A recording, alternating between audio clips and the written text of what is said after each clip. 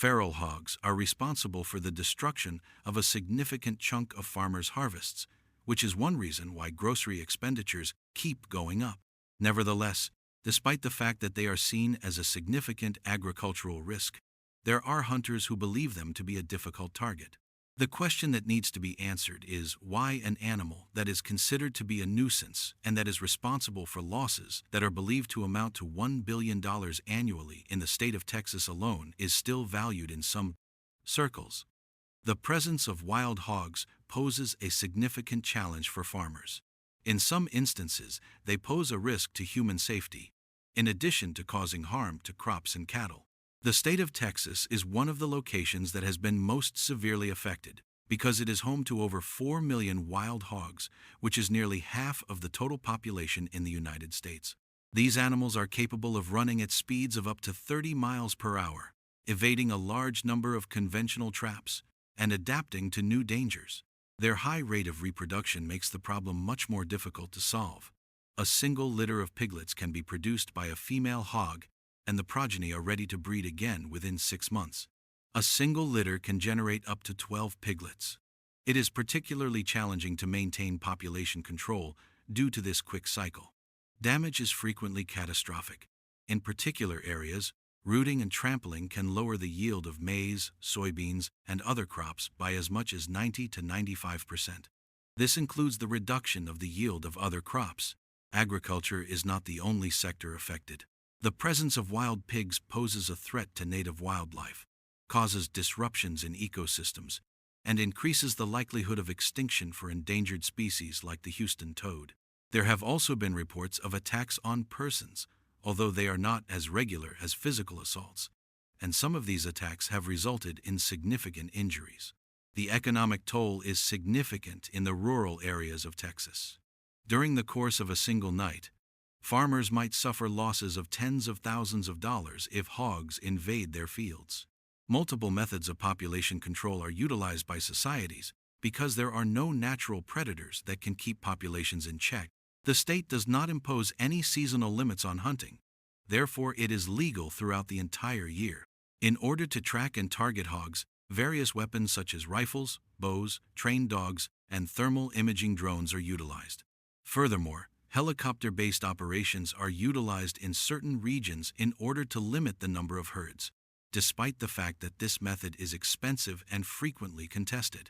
Utilizing vast cages that are baited with corn or molasses, trapping continues to be an important strategy. In order to ensure that the traps are being used effectively, farmers use remote cameras to monitor them. However, another problem is associated with the management of what occurs following capture. Due to the fact that the meat may have over 30 diseases and dozens of parasites, its consumption should be avoided. There are just a few establishments in the United States that are authorized to prepare the flesh of feral hogs. Hence, the majority of the efforts are concentrated on safeguarding crops rather than harvesting them for commercial purposes. The quest for long-term solutions is now being investigated. Efforts have been made to try various sterilizing techniques in order to slow down reproduction. Additionally, artificial intelligence in conjunction with drone technology has been utilized in order to forecast hog movements and enhance the success rate of trapping. These solutions, which are still in the process of being developed, might be able to protect future harvests.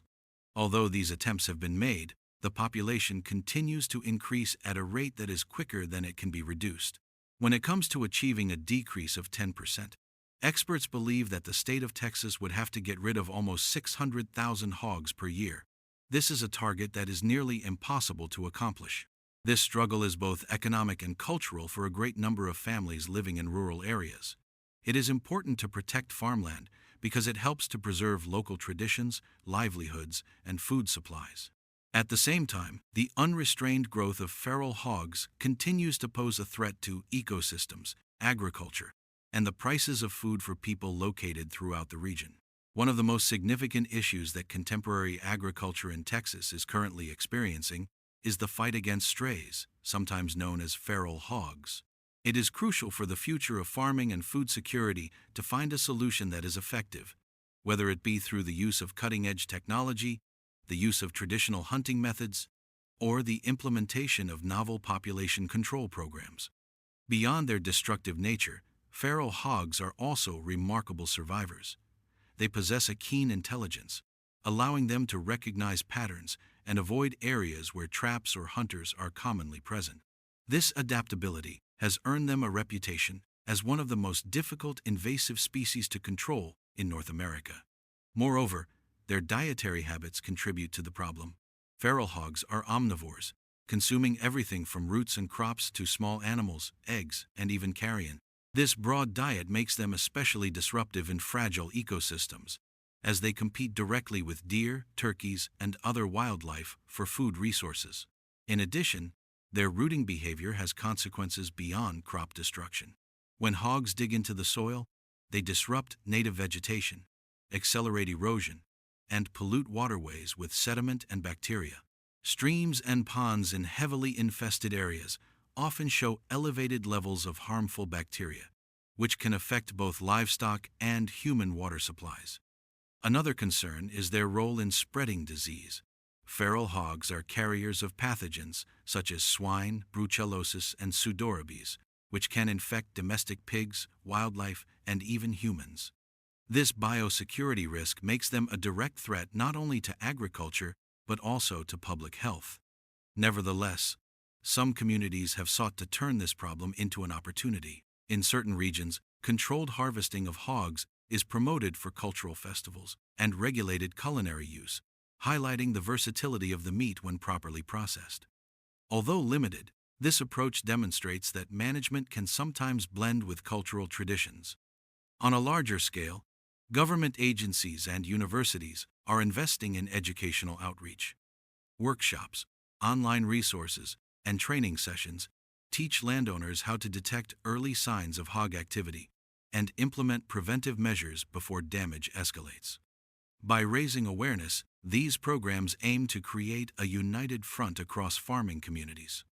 Ultimately, the story of feral hogs in Texas reflects the broader struggle between humans and invasive species worldwide.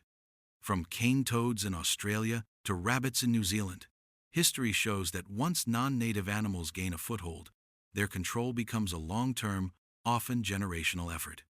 The case of Texas hogs serves as a warning and a lesson for future agricultural and ecological management. From my perspective, the crisis of feral hogs in Texas represents one of the clearest examples of how human activity, ecological imbalance, and agricultural vulnerability collide in ways that are both costly and deeply complex. I see this issue not only as an agricultural or economic challenge, but also as a reflection of the limits of our current approach to managing invasive species.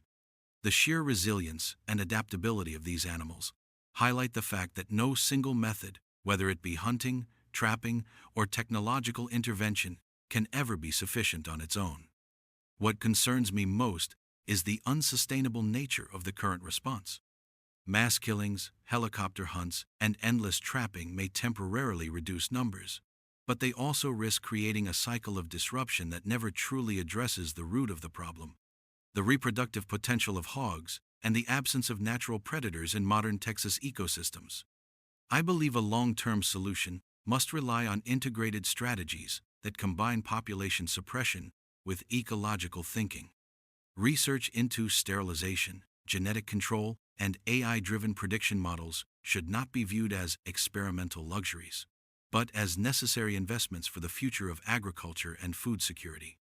At the same time, I think it is crucial to recognize the cultural and ethical dimensions of this struggle. Hunting communities see wild hogs as a challenging quarry, and while I respect the tradition, I also believe we cannot romanticize an animal whose population threatens both ecosystems and human livelihoods.